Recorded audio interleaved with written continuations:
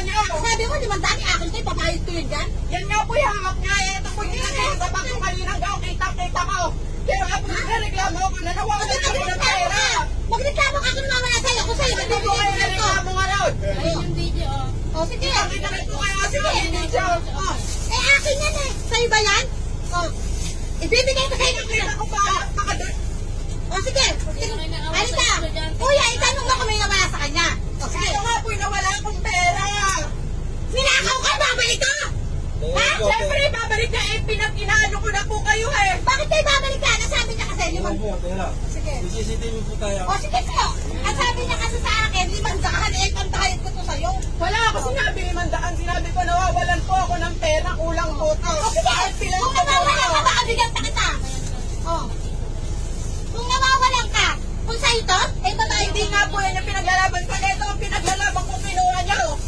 Nilagay niyo kung dapat ko kanina pinagkakalit ako. Tingnan mo dyan. Mula ka sa'yo nawawala, eh. Talo mo yung 500. Tingnan mo Ano dyan. nga? Nagreklamo na nga ako sa inyo. Ate ka ako kaayos. Dapat sasabi ko sa inyo nawawala po ata ako ng pera. O, yan.